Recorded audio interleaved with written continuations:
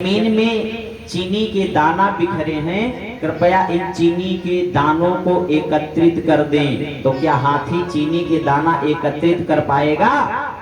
चीनी से भी जो बारीक होगा वो चीनी को एकत्रित कर सकता है। कौन? चींटी। चींटी से कह दो इनको इकट्ठा कर दो, सारे दाने इकट्ठा कर देगी। तो मन इतना बारीक है कि मन से भी जो बारीक होगा वही मन पर कंट्रोल कर सकता है। मन से बारीक है सूक्ष्म ज्ञान। अपने ज्ञान के अंकुश पर मन को एकत्रित किया जा सकता है। इसलिए महाराज सिद्धियां हमें नहीं चाहिए। बोलिए सच्चिदानंद भगवान के। और इन्हीं ऋषभ देव जी के होते हैं महाराज भरत जी। 100 पुत्रों में से बड़े पुत्र हैं भरत जी महाराज। और भरत जी महाराज अजनाब खंड के राजा होते हैं, जिसका नाम पड़ा भारत। बोलिए भारत माता की जय। भरत जी महाराज बहुत दिनों तक राज्य किया। राज्य करने के पश्चात अपने पुत्र को राज्य सौंपकर जंगल की ओर कपिल आश्रम पर चले जाते हैं।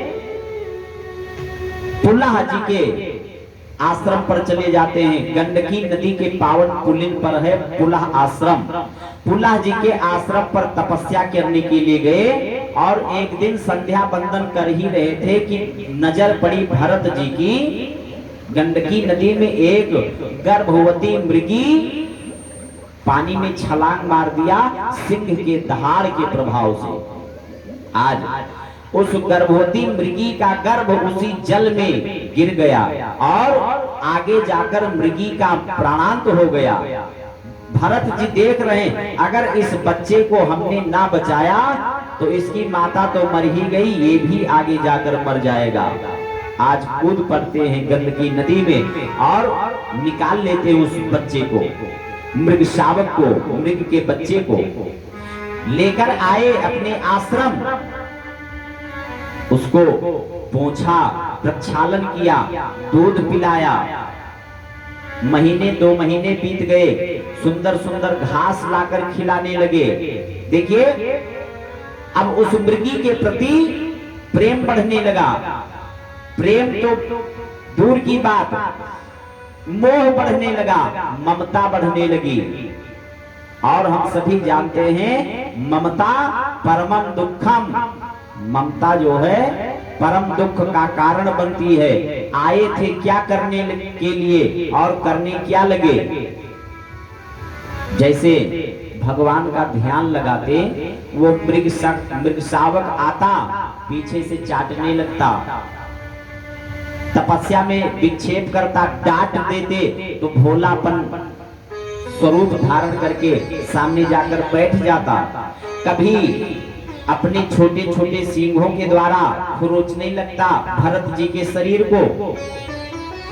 इस प्रकार एक दिन मृगों के झुंड को देखा उस मृग शावक ने तो अपने जाति के झुंडों में चला गया।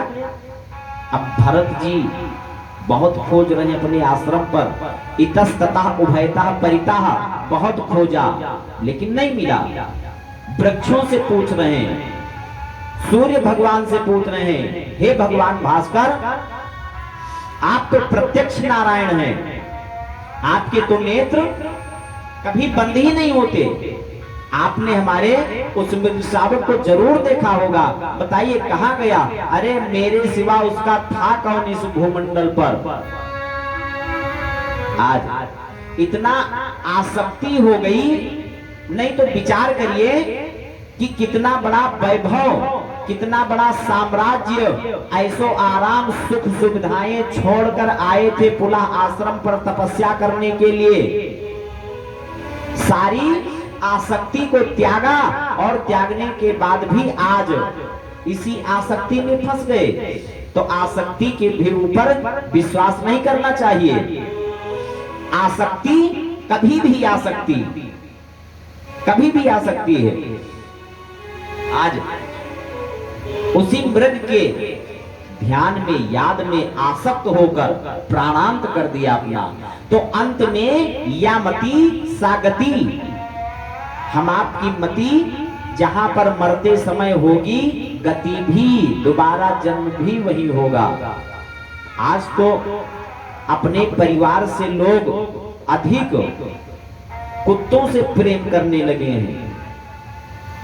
अरे हमारे एक जजमान लखनऊ में है, उस जजमान के यहाँ एक ऐसा कुत्ता है भैया कि शेर फेल है उसके आगे। उसके यहाँ हमें जाना पड़ता है तो पहले फोन में बता देते हैं, भैया पहले उनको जो है किसी कमरे में बंद कर दो, तब हम आपके यहाँ आएंगे नहीं, हम आएंगे नहीं। जैसे गेट खुलता है तैसे पैर से लेकर के यहाँ तक चाटने को दौड़ता है। अब वो लोग प्रेम करते हैं, वो अपने को चटवाते हैं, चाहे मुंह चटवाओ चाहे आंखें चटवाओ, लेकिन हमें नहीं अच्छा लगता। अब विचार करिए, अगर वो कुत्ता नहीं, इतनी आसक्ति कुत्तों के प्रति, तो भैया ये सूत्र भी सत्य है कि अंते यामति सागति। अगर कुत्तों में आपकी आसक्ति रही, प्राणांत हुआ, तो आप भी उसी योनि में प्राप्त हो जाएंगे, इसमें संशय नहीं। इसलिए भरत जी का प्राणांत हुआ तो दूसरा जन्म मृग का ही हुआ, लेकिन जो पूर्व जन्म का वृत्तांत है आज उन्हें कंठाग्र होता है, याद होता है। विचार करते हैं कि इस मृग योनि से भगवत भजन नहीं हो सकता, भगवान का साक्षात्कार नहीं हो सकता, अर्थात जीव का उद्धार नहीं हो सकता। ये इस योनि से क्या लाभ, बहुत कम समय जीवित रहते हुए आज उस योनि से भी परित्याग कर दोबारा पुनः जन्म हुआ एक ब्राह्मण के यहाँ। ब्राह्मण के यहाँ जन्म हुआ, बड़े हुए, यज्ञोपवीत संस्कार करवाया पिताजी ने, कान में गायत्री मंत्र प्रदान किया। आज पढ़ाने का नंबर आया तो पिताजी उस बालक को पढ़ाते हैं, कहो बच्चा राम। अब भरत जी विचार कर रहे हैं कि अगर हमने एक बार राम कह दिया तो फिर कुछ ना कुछ कहलवाएंगे, फिर से कहो राम, तो राम रामेति रामेति रमे रामे मनोरमे सहस्र नाम तत्तुल्यम राम नाम बरानने। श्लोक पूरा हो गया, अब श्लोक आ गया, मंत्र आने लगे। वैसे शंख और शालिग्राम पकड़ा दे हैं, जाओ भैया फला जगह कथा बाँची हो जाए।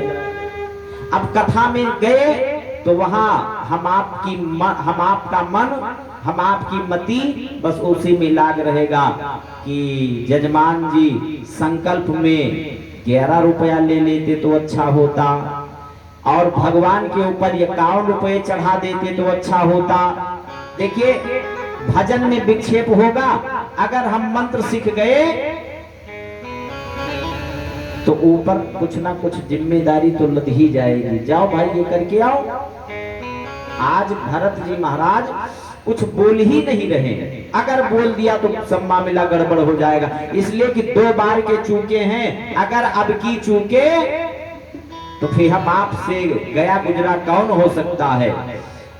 नतरेश आत्मा, इतना सुख सुविधाएं प्राप्त होने के बाद भी हम अगर उस परम पद को न प्राप्त कर सके तो हम आपसे गया गुजरा कौन हो सकता है। अरे यहाँ तक कि तो बाबा जी ने मानस में लिख दिया कि ना नाव की आवश्यकता है, केवल एक काम ऐसा है, उस काम को कर लोगे तो ये जो इतना बड़ा संसार सागर है जिसको पार करना है हम आपको, ये संसार सागर गौ गाय के खुर के समान हो जाएगा। एक काम है, उसको करते रहो। क्या है?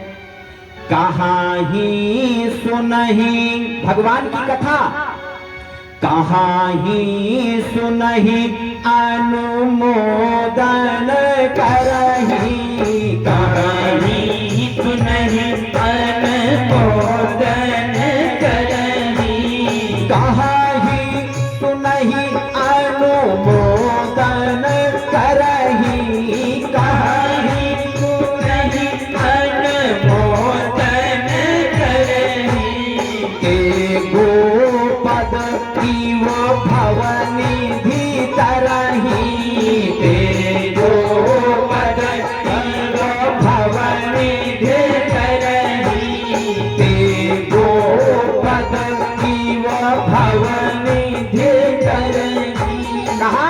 भगवान की कथा कहाँ ही सुना ही और अनुमोदन करें, इसके प्रभाव से ये संसार सागर गोखुर के समान हो जाएगा।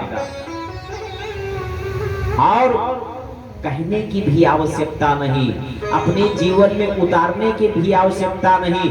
बाबा जी ने मानस में और अंकित कर दिया, न नाव की आवश्यकता, न पतवार की आवश्यकता, न खेवनहार की आवश्यकता। कहा क्या करें महाराज? तो कहा सकल सुमंगलदायक रघुनायक गुणगान सादर सुनहि देता रही भवा सिंधु बिना जलयान। कोई जलयान की आवश्यकता नहीं, कोई नाव पतवार की आवश्यकता नहीं, केवल श्रद्धा पूर्वक भगवान के गुणगान को अपने कानों के द्वारा सुनते रहें बस। इतना सब कुछ होने के बाद भी अगर हम आप तर ना सके तो फिर मत कहे ना कुछ कर ना सके, फिर मत कहे ना कुछ कर ना सके, फिर मत कहे ना कुछ कर ना सके, फिर मत कहे ना कुछ कर ना सके।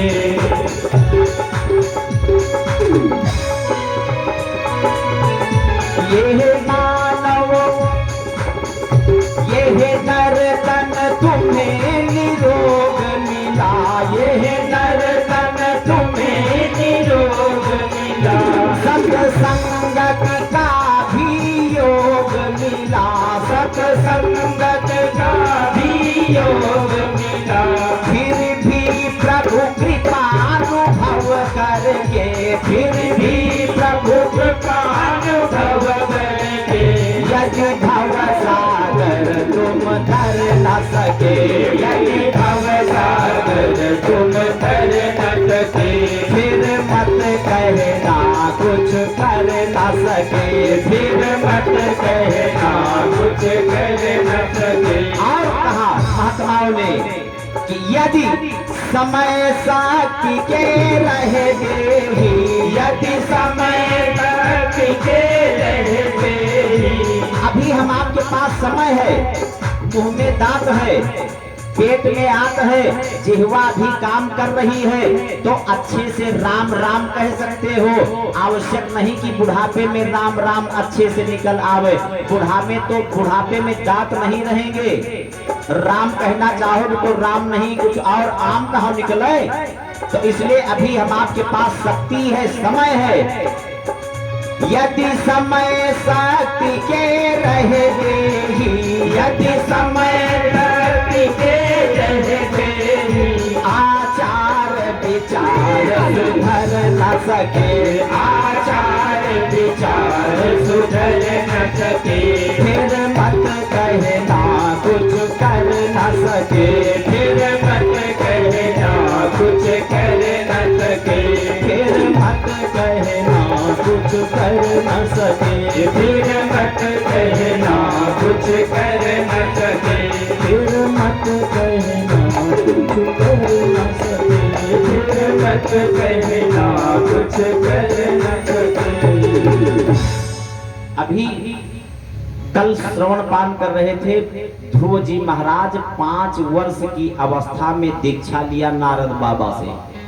और यहाँ किसी 35 साल के व्यक्ति से कह दें कि भैया राम राम सुनियो, तो खुद आपको पहाड़ा पढ़ा देगा। अब कौन उम्र राम राम सुने के? अरे उम्र तो हो दे राम राम सुने के, अब क्या आवश्यकता? बुढ़ापे में राम राम सुनेंगे। अच्छा, एक प्रश्न का उत्तर हमें आप लोग दें कि जो बछवा हुआ था, बछवा के नाथ बुढ़ापे में डाला जात कि युवावस्था में? बुढ़ापे में। चलो ठीक भाई, आपके गाँव में बुढ़ापे में बैलन के नाथ डाला जाता होगा। हम तो बुजुर्गों से जाने हैं कि बछवा के जब अधिक उद्दंड हो जाता है तो उसके नाथ पड़ता है। तो हम आप अभी युवा हैं, नाथ ले लो। देखिए अभी समय है हम आपके पास, अभी से आदत डाले रहेंगे तो उस समय देखिए हम आपका जब फोटो खींचा जाने लगता है तो किंचा शीशा में अच्छा से बार झाड़ लिए तो टीका लगा लेते हो।